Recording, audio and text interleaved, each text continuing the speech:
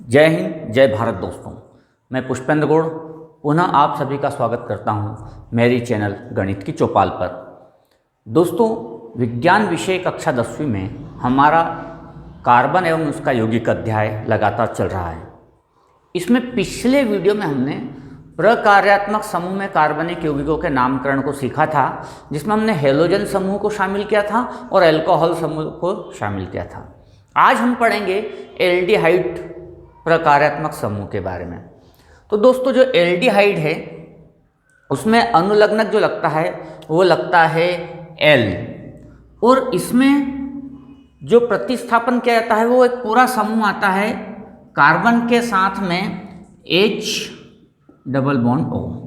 तो इस प्रकार से ये जो समूह है ये एल्डिहाइड समूह में आता है। अब देखें हम दोस्तों कि किस प्रकार से एल्केन ग्रुप के साथ एल्डिहाइड प्रकार्यात्मक समूह जुड़ करके सूत्र बनाता है और उसका नामकरण कैसे करते हैं। अब जैसे कि उदाहरण के लिए दोस्तों, ये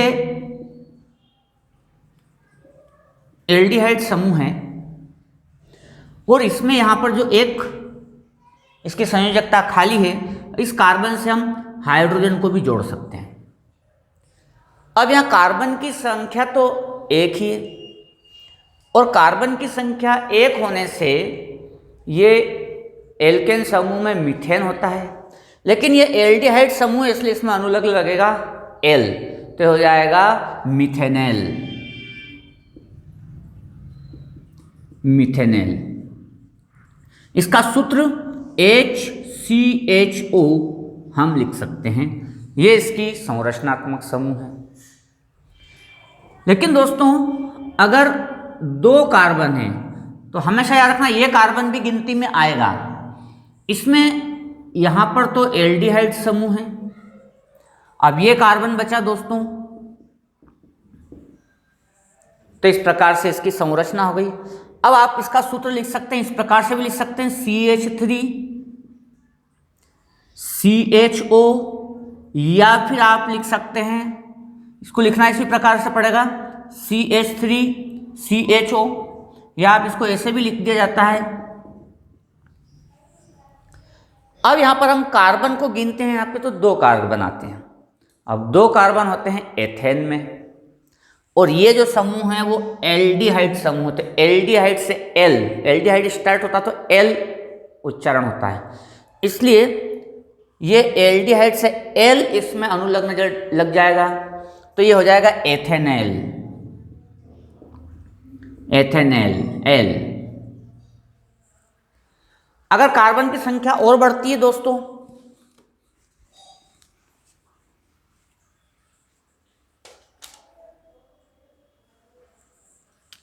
मान लिया 3 कार्बन हो गए, 1 2 3, तो ये तो एल्डिहाइड ग्रुप का कार्बन हो जाएगा। यहां पर हाइड्रोजन हो जाती है, यहां पर 3 हाइड्रोजन हो जाती है। एल्केन ग्रुप में हम चल रहे हैं, इससे सारी संयोजकताएं संतुष्ट होती है। अब आप इसको लिख सकते हैं CH3 CH2 CHO,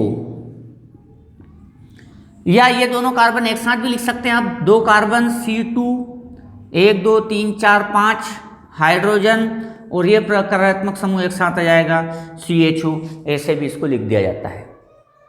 लेकिन नाम इसके कार्बन की संख्या से आएगा।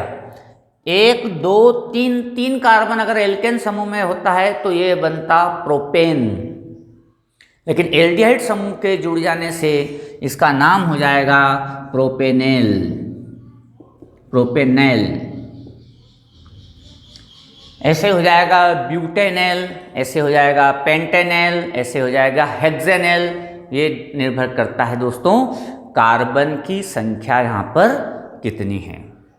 तो इस प्रकार से आप एल्डिहाइड प्रकार्यात्मक समूह का नामकरण कर सकते हैं। कई बार उल्टा हो जाता है कि वो नाम लिख देते हैं कि पेंटेनेल का सूत्र लिखिए और उसकी संरचना भी लिखिए, तो बहुत आसान है। पेंटेनेल का मतलब है, पेंटेन मतलब 5 कार्बन, तो 1 2 3 4 5, तो ये तो हो गया पेंटेन। एल अनुलग्न है एल्डिहाइड का, तो एक इसमें एल्डिहाइड समूह बना दीजिए, तो ये एल्डिहाइड समूह बना दिया। अब बाकी बचे हुए कार्बन की संयोजकताओं को पूर्ण कर दीजिए, तो ये इसकी संरचना हो गई। अब सूत्र लिखना है तो 1 2 3 4 कार्बन, इस पर लगे हाइड्रोजन 4 और 4 8 और एक 9, और बाकी ये हो गया CHO। तो उल्टा भी पूछ लिया जाता है कि आपको नाम दे दिया और सूत्र और संरचना पूछ ली जाती है। तो आप पहले देख लीजिए कि जैसे ब्यूटेन एल है तो ब्यूटेन में कितने कार्बन है उतने कार्बन लिख दीजिए। एल है तो पहले प्रकार्यात्मक समूह को पूरा कर दीजिए, फिर कार्बन की बची हुई संयोजकता के साथ आप सूत्र को पूर्ण कीजिए। आइए हम अगला समूह पढ़ते हैं, कीटोन। हमारा अगला प्रकार्यात्मक समूह दोस्तों कीटोन। कीटोन का समूह इस प्रकार से बनता है, इधर भी एक संयोजकता है, इधर भी एक संयोजकता है, डबल बॉन्ड हो। यहाँ पर आप ध्यान रखिए कि ये जो दो असंतुष्ट या खाली संयोजकताएं दिख रही हैं, ये केवल कार्बन से जुड़ेंगी, इधर भी कार्बन से और इधर से भी कार्बन से। अर्थात कीटोन समूह कभी भी संरचना में ना तो शुरुआत में आएगा ना आखिरी में आएगा, दो कार्बनों के बीच में कहीं भी ये रहेगा। कहाँ रहता है इससे कोई फर्क नहीं पड़ता नामकरण पर यहाँ पर। और ऑन इसमें अनुलग्न लगेगा, ऑन। देखते हैं कैसे। तो दोस्तों यहाँ पर एक कार्बन तो ये है ना, इसके आसपास दो कार्बन और जुड़ेंगे, मतलब कम से कम 3 कार्बन से कीटोन स्टार्ट होता है। जैसे कि ये कीटोन समूह है तो यहां भी कार्बन जुड़ेगा और यहां भी कार्बन जुड़ेगा, तो कम से कम 3 कार्बन तो कीटोन में होते ही होते हैं, इससे आगे ज़्यादा हो सकते हैं, कम नहीं होंगे। इसको हमने हाइड्रोजन से बाकी संयोजकता को पूर्ण किया, तो यहाँ पर जो समूह है वो हो गया CH3, इसको हम लिखेंगे CO और ये हो गया CH3। लेकिन नामकरण जो होगा वो कार्बन की संख्याओं से ही होगा। जैसे कि यहाँ पर कार्बन है 1 2 3, और आप जानते हैं 3 कार्बन का मतलब होता है प्रोपेन। 3 कार्बन का मतलब होता है प्रोपेन, ये एल्केन समूह में। लेकिन कीटोन समूह में ऑन तो हो जाएगा प्रोपेनोन, प्रोपेनोन। अब मान लो कार्बन 3 से ज्यादा है, मान लीजिए कि 5 कार्बन है, 1 2 3 4 5, 1 2 3 4 5। तो दोस्तों पहले और आखिरी में कीटोन का प्रकार्यात्मक समूह नहीं हो सकता है, इस पे हो सकता है, इस पे हो सकता है, इस पे हो सकता है, किसी पर भी हो सकता है, उससे कोई फर्क नहीं पड़ता। मान लो यहाँ पर तो होगा नहीं। अब आपने यहाँ पे कीटोन समूह को ले लिया, तो यहाँ पर फिर हाइड्रोजन से संयोजकता पूर्ण कर दीजिए। अब फार्मूला कई प्रकार से लिख सकते हैं आप, CH3 CH2 CH2 CO CH3, या यहाँ पर 3 कार्बन 1 2 3, तो ये हो गया C3, 3 और 3 6 और 1 7 H7, लेकिन यहाँ पर तो आ जाएगा CO और ये हो जाएगा CH3। इस प्रकार से सूत्र बन जाता है। अब 1 कार्बन 2 कार्बन, सॉरी 3 तो ये कार्बन, 4 कार्बन और 5 कार्बन। 5 कार्बन मतलब पेंटेन, और कीटोन समूह साथ में है इसलिए पेंटेनॉन। अब आप अलग अलग सूत्र बना लीजिए, लेकिन बस ये याद रखना कि कीटोन समूह प्रथम कार्बन पर भी नहीं रहेगा, अंतिम कार्बन पर भी नहीं रहेगा, बीच में किसी भी कार्बन पर वो रहेगा, और कार्बन की संख्या के आधार पर ही नाम रहेगा, चाहे कीटोन समूह बीच में कहीं पर भी रहे। हमारा अंतिम प्रकार्यात्मक समूह है वो है दोस्तों कार्बोक्सिलिक अम्ल। कार्बोक्सिलिक अम्ल का प्रकार्यात्मक समूह ये है, और इसमें लगता है दोस्तों ओइक, अनुलग्न। अनुलग्न मतलब पीछे की ओर उच्चारण होगा बाद में, तो इसको ओइक के साथ उच्चारण किया जाता है या नामकरण किया जाता है। अब ये हमारा जो कार्बोक्सिलिक समूह है, इसकी जो एक संयोजकता है कार्बन की, ये खाली है। अगर मैं इस पे हाइड्रोजन को जोड़ देता हूं तो ये संयोजकता पूर्ण हो जाती है। तो इस तरह से ये हो गया HCOOH। अब चूंकि यहां पे एक कार्बन है इसलिए उच्चारण होगा मीथेन, और अनुलग्न लगेगा ओइक, तो हो जाएगा मीथेनोइक अम्ल। यहां पर भी नामकरण कार्बन की संख्या से ही होता है। अब मान लें कि यहां पर एक कार्बन और जुड़ गया, इसने हाइड्रोजन को प्रतिस्थापित करके कार्बोक्सिलिक अम्ल का समूह आ गया। तो ये इस तरह से ये कार्बन जुड़ गया, तो इस कार्बन के साथ 3 हाइड्रोजन जुड़े हैं, तो ये तो CH3 हो गया और ये हो गया COOH। अब पूरे सूत्र में कार्बन 2 है, 1 और 2, 2 कार्बन मतलब एथेन। अब 2 कार्बन का मतलब एथेन, तो ये हो गया दोस्तों एथेनोइक अम्ल, एथेनोइक अम्ल। अब मान लो 3 कार्बन हैं, 1 2 3, यहां पर तो आपका कार्बोक्सिलिक अम्ल का प्रकार्यात्मक समूह आ गया इस कार्बन पर। यहां पर जो कार्बन है इसकी संयोजकता को पूर्ण किया मैंने, 4 संयोजकताओं को। तो इसका फार्मूला 2 तरह से लिख सकते हैं, आप लिख सकते हैं CH3 CH2 COOH, या आप लिख सकते हैं C2H5 COOH, दोनों तरह से लिख सकते हैं। अब इसका नाम करना, तो 1 2 3, 3 कार्बन, 3 कार्बन का मतलब होता है प्रोपेन, अनुलग्न लग जाएगा ओइक, तो प्रोपेनोइक अम्ल, तो इसका नाम हो जाएगा प्रोपेनोइक अम्ल। अब परीक्षा में कई बार दोस्तों उल्टा पूछ लिया जाता है, वो पूछ लेते हैं कि हेक्सेनोइक अम्ल का सूत्र लिखिए। तो हेक्सेनोइक अम्ल के 2 भाग कर लीजिए, हेक्सेन और ओइक।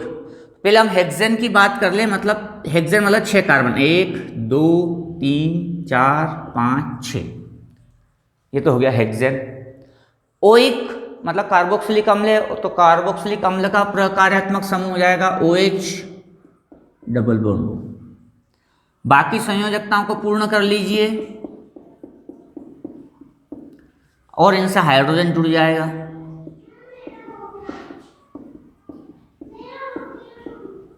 तो ये तो हो गई इसकी संरचना। पहले संरचना बना लीजिए। अब नामकरण 1 2 3 4 5, 5 कार्बन तो अलग से हो गए, 5 और 5 10 और 11 हाइड्रोजन हो गई, और ये जो प्रकार्यात्मक समूह है ये हो गया COOH। इस तरह से आपका ये हेक्सेनोइक अम्ल का सूत्र पूर्ण हो जाता है। अब एल्केन समूह को दोस्तों हम लोग पढ़ चुके थे, अब थोड़ा सा हम एल्किन और एल्काइन ग्रुप को पढ़ते हैं। एल्केन समूह संतृप्त हाइड्रोकार्बन से बनता है, लेकिन एल्केन और एल्केन के बाद होता है एक एल्किन और एक एल्काइन ग्रुप, ये असंतृप्त हाइड्रोकार्बन से बनते हैं। अब एल्किन ग्रुप क्या है, तो जैसे कि मान लो आपके पास 3 कार्बन है, इसमें से कोई सा एक कार्बन की संयोजकता पूर्ण नहीं होती है, असंतृप्त कार्बन है, तो डबल बॉन्ड लग जाता है। तो ये 4 इसकी हो गई, 1 2 3 4, और इसकी 1 2 3 4।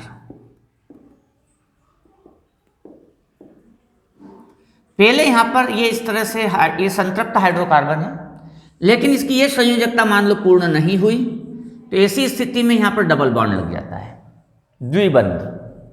तो ये असंतृप्त हाइड्रोकार्बन हो गया। अब असंतृप्त हाइड्रोकार्बन जिसमें द्विबंध होते हैं इसको एल्किन समूह कहा जाता है। तो इनका नामकरण भी कार्बन की संख्या पर ही होता है, लेकिन इन लगेगा, इल भी लिखते हैं, इन भी लिखते हैं और इल भी लिखते हैं।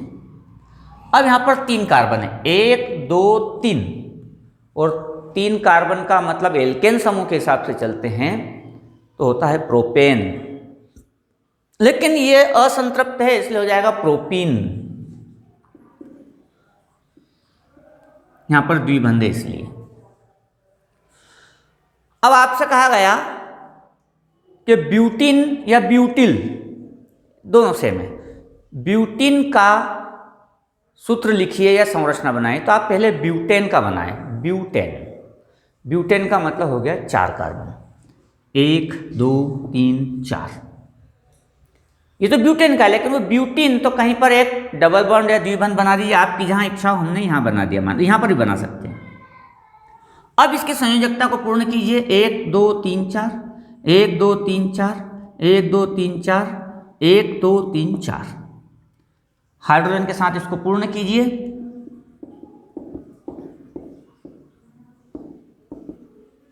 1 2 3 4 कार्बन, 4 5 6 7 8 हाइड्रोजन। तो ये आपका फार्मूला हो गया दोस्तों प्रोपीन का। इस प्रकार से आप प्रोपीन, अब त्रिबंध का उपयोग करते हैं तो ये प्रोपाइन हो जाता है, आइन लग जाता है, उसमें त्रिबंध लगेंगे, उसको हम बोलते हैं एल्काइन ग्रुप, इसको हम बोलते हैं अल्काइन ग्रुप। अल्काइन ग्रुप में 3 बंध लगते हैं। उदाहरण के लिए आपसे कह दिया पेंटाइन का सूत्र लिखिए,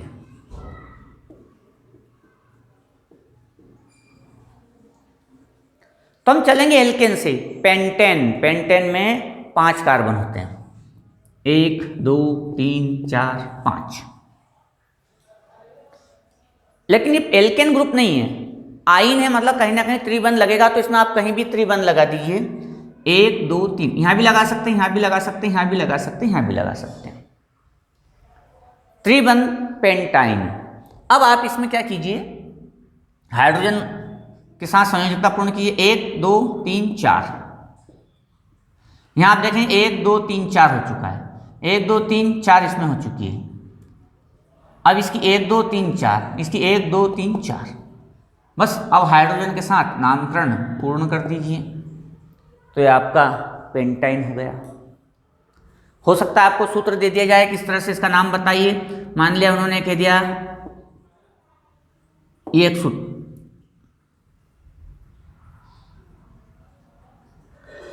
एक दो तीन चार, 1 2 3 4, 1 2 3 4, इसका नाम बताइए। तो नाम बताना है तो इसमें 1 2 3 कार्बन है, इसका मतलब है प्रोपेन, और त्रिबंध लग गया मतलब प्रोपाइन। इस प्रकार से आप नाम से सूत्र बना सकते हैं, सूत्र से नाम दे सकते हैं। तो दोस्तों कक्षा 10वीं में जो कार्बनिक यौगिक हैं उनके नामकरण की पद्धति यहाँ पूर्ण होती है। आशा आपको समझ में आई होगी। हमारा अध्याय लगातार आगे चलता रहेगा। अगली विषय वस्तु को पढ़ने समझने के लिए, देखने के लिए मेरे वीडियो को सब्सक्राइब कीजिए, आपको सारी जानकारी मिलती रहेगी। हम पुनः मिलेंगे, तब तक के लिए जय हिंद, जय भारत।